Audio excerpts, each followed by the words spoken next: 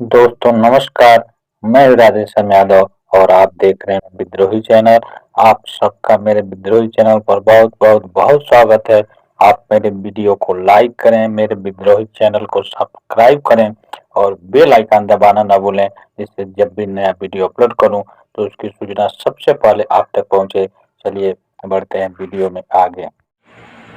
एक साधारण परिवार का लड़का जो अपने गरीबी के कारण अपने हाई स्कूल की शिक्षा भी पूरी न कर सका और जिसके पिता एक साधारण अध्यापक होने के कारण अपने बेटे को हाई स्कूल भी करा पाने में असमर्थ थे, उसने ऐसा क्या कर दिया जिससे पूरी दुनिया उसे आज भी याद करती है।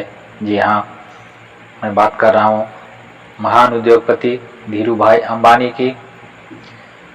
इनकी रिलायंस ग्रुप ने आज पूरे दुनिया में तहलका मचा रखा है। धीरू भाई अंबानी हमेशा कहा करते थे, बड़ा सोचो, तेज सोचो और सबसे पहले सोचो।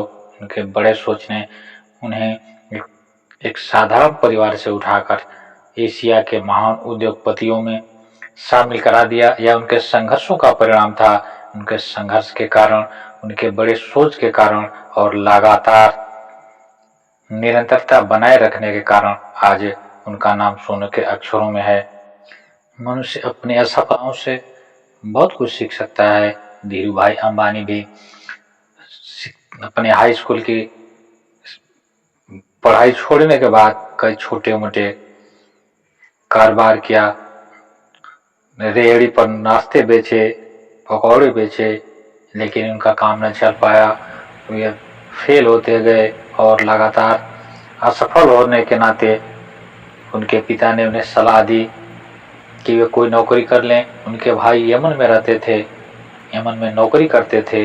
अपने भाई की सहायता से धीरू भाई अंबानी यमन में एक सेल्स कंपनी में 300 रुपये महीने के तनख्वाह पर एक पेट्रोल पंप पर कार्य करने लगे। लेकिन कार्य करते हुए भी, 300 रुपये महीने की नौकरी करते हुए भी उनके मस्तिष्क में एक बड़ा बिजनेसमैन बनने का बड़ा सपना हिलोरे ले रहा था। जब भी उन्हें समय मिलता वे निरंतर बिजनेस के संबंध में सोचा करते थे। उनकी इस सोच के कारण आज वो बुलंदियों पर हैं। उस पेट्रोल पंप पर काम करते वक्त भी उनके दिमाग में बराबर यह बात चल रही थी, उनके बराबर बड़े सपने देख रहे थे और उन सपनों को साकार करने के लिए जुटे रहे। जिस पेट्रोल पंप पर काम करते थे, पेट्रोल भरने का काम करते थे, उसके सामने दुकान पर 25 पैसे कप की चाय मिलती थी। लेकिन धीरू भाई अंबानी उस 25 पैसे की चाय न पी करके एक बड़े रेस्टोरेंट में 1 रुपये की चाय पीते। एक बार उनके मित्र ने पूछा था कि आप यहाँ 25 पैसे की चाय छोड़ करके 1 रुपये की चाय पीने क्यों जाते हैं।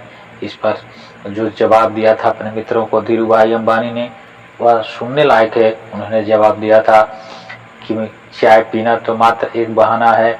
मैं तो जाता हूँ, उस रेस्टोरेंट में बड़े बड़े बिजनेसमैन आते हैं, मैं उनकी बातें सुनने जाता हूँ और मेरी सोच उन लोगों के सोच से मिलती है जो लोग उस रेस्टोरेंट में आते हैं।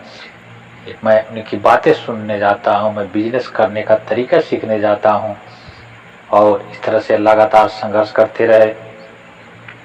उस पेट्रोल पंप पर भी पूरे ईमानदारी के साथ मेहनत करके मात्र 2 साल के समय में वे उसी पेट्रोल पंप पर मैनेजर के पद तक पहुंच गए। लेकिन पेट्रोल पंप पर काम करते वक्त जब भी उन्हें फुर्सत मिलता, जब भी फुर्सत के क्षण मिलते, फुर्सत के क्षणों में वे एक बड़ा बिजनेसमैन बनने की सोच रखते थे, सोचा करते थे। और एक बार उन्हें पता लगा कि उस समय यमन में चांदी के सिक्कों का प्रचलन था। उन्होंने हिसाब किताब लगाया, उनके दिमाग में आया, उन्होंने उसका माप तौल किया, उसका हिसाब लगाया और पाया कि जो चांदी के सिक्के थे उनकी कीमत सिक्कों की कीमत से कहीं अधिक थी, अर्थात उस चांदी के सिक्कों में चांदी अधिक थी। उन्होंने सिक्के गला करके ब्रिटेन के एक कंपनी को बेचना शुरू किया। जब तक यमन सरकार को पता लगे तब तक धीरू भाई अंबानी काफ़ी रकम इकट्ठा कर चुके थे। तभी यमन में आज़ादी का संघर्ष छिड़ गया। वहाँ के लोग तो अपने देश को आज़ाद करने के लिए क्रांति कर दिए और तमाम भारतीयों को अपनी नौकरी छोड़नी पड़ी। उन्हीं छोड़ने वालों में धीरू भाई अंबानी भी छोड़ करके यमन से हिंदुस्तान आ गए। लेकिन अब तक उनके सपने काफ़ी बड़े हो चुके थे और अपने सपनों को मूर्त रूप देने के लिए निरंतर प्रयास कर रहे थे। तभी उन्हें अपने चचेरे भाई के साथ मिलकर बिजनेस करने का मौका मिला। उन्होंने अपने चचेरे भाई को मिला करके उनकी सहायता से बिजनेस शुरू किया। और जो यहाँ से बिजनेस शुरू किया, उन्होंने पाया था कि भारतीय मसालों की मांग विदेशों में बहुत अधिक है और विदेश में बनने वाले पॉलिएस्टर की मांग हिंदुस्तान में अधिक है। अतः वो एक एक्सपोर्ट इंपोर्ट का काम शुरू किए। भारत से मसाले ले जाकर विदेशों में बेचते, अब विदेशों से पॉलिएस्टर का कपड़ा लाकर अपने देश बेचते। इस तरह से उन्होंने अपने बिजनेस की शुरुआत की। मात्र 15,000 रुपये का निवेश करके उन्होंने अपना बिजनेस शुरू किया। उनके चचेरे भाई जो एक कुशल व्यापारी माने जाते थे, उन्हें पॉलिएस्टर के कारोबार से रुचि न थी। अतः कुछ दिनों बाद वे अलग हो गए। लेकिन धीरू भाई अंबानी के सपने बड़े थे, उन्हें बहुत कुछ करना था, इसलिए उन्होंने उनसे अलग होकर के अपने व्यापार को बनाए रखा। धीरू भाई अंबानी हमेशा कहा करते थे कि सपने बड़ा देखो, सोच बड़ी होनी चाहिए और हमारे सपने जितने बड़े होते हैं, हमारी सोच जितनी बड़ी होती है, हमारे सपने हमें संघर्ष करने के लिए प्रेरित करते हैं। हमारी बड़ी सोच हमें निरंतर संघर्ष करने की प्रेरणा देती है और इस संघर्ष का जीता जागता उदाहरण धीरू भाई अंबानी है। एक साधारण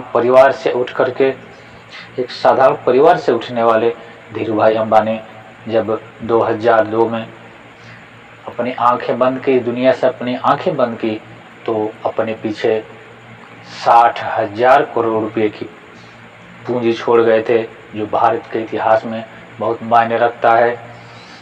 आज उनके इस व्यवसाय को उनके दोनों बेटे अनिल अंबानी और धीरू भाई अंबानी बढ़ाते बढ़ाते आज एशिया के सबसे धनी बिजनेसमैनों में उनकी गिनती है।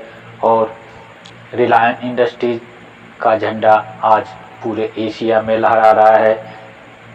धीरू भाई अंबानी हमेशा कहा करते थे कि कभी भी सपने बड़े होने चाहिए, क्योंकि बड़े सपने देखना गाड़ी में पेट्रोल भरने के समान है। हम जितना अधिक गाड़ी में पेट्रोल भरेंगे उतनी लंबी यात्रा कर सकते हैं। ठीक उसी प्रकार हमारा लक्ष्य जितना बड़ा होगा, हम जितने बड़े सपने पालते हैं, हमें उतनी बड़ी सफलता के मौके मिलते हैं। और सपने वह नहीं होते हैं जो सोते समय देखते हैं। सपने, ये जिन सपनों की बात करते थे, ये उन सपनों की बात करते थे जिसे हम खुली आंखों से जागते हुए देखते हैं, जिसे लक्ष्य बना करके देखते हैं और उस लक्ष्य को पूरा करने के लिए हम जी जान लगा देते हैं, अपनी पूरी क्षमता लगा देते हैं। मित्रों, आप मेरे इस वीडियो को लाइक करें, मेरे विद्रोही चैनल को सब्सक्राइब करें और बने रहें आप मेरे चैनल पर। मिलते हैं अगले वीडियो में एक नए विषय के साथ। तब तक के लिए नमस्कार। जय हिंद, जय भारत, वंदे मातरम।